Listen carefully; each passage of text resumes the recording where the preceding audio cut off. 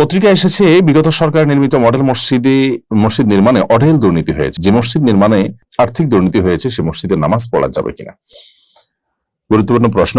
এই প্রশ্ন উত্তর হলো যে কোন মসজিদ নির্মাণে এর নির্মাণ সংশ্লিষ্ট ব্যক্তিবর্গ যদি কোনো দুর্নীতি বা অপরাধ করে থাকেন তাহলে ইনশাআল্লাহ বিইذনিল্লাহ মুসল্লিদের নামাজে কোনো অসুবিধা হবে না। কারণ প্রথমত আল্লাহ সুবহানাহু ওয়া তাআলা কোরআনে কারীমে একাধিক জায়গায় আমাদেরকে এ বিষয়ে জানিয়েছেন যে আল্লাহ তাযরু ওয়াসিরাতুন বিজরা উখরা, কেউ কারোর পাপের বোঝা বহন করবে না। যেহেতু কেউ কারোর পাপের বোঝা বহন করবে না, অতএব আমরা অন্য কেউ মসজিদ তৈরি করতে গিয়ে দুর্নীতি করেছে,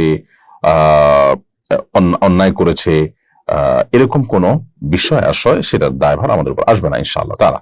হ্যাঁ, কোন অন্যের জায়গা জবরদখল করে বা কারোর জায়গায় অন্যায়ভাবে মসজিদ নির্মাণ করলে বা জায়গা ছিনতাই করে সেখানে মসজিদ নির্মাণ করলে সেই জায়গায় নামাজ হবে কিনা এটা নিয়ে ওলামাদের মধ্যে দুইটা মত আছে। এক্ষেত্রে বিশুদ্ধ মত হলো নামাজ হয়ে যাবে, তবে বিকল্প থাকলে সেই মসজিদে যাওয়া উচিত নয়। বাট মসজিদের জায়গা নিয়ে সমস্যা নাই, নির্মাণ হয়েছে যে টাকা সেটা নিয়েও সমস্যা নাই, বাকি নির্মাণ করতে গিয়ে তসরুফ হয়েছে, নির্মাণকারীদের কেউ বা সংশ্লিষ্ট কেউ কোনো প্রকার দুর্নীতি করেছেন, এর দায় মুসল্লিদের উপর আসবে না ইনশাআল্লাহ তাআলা।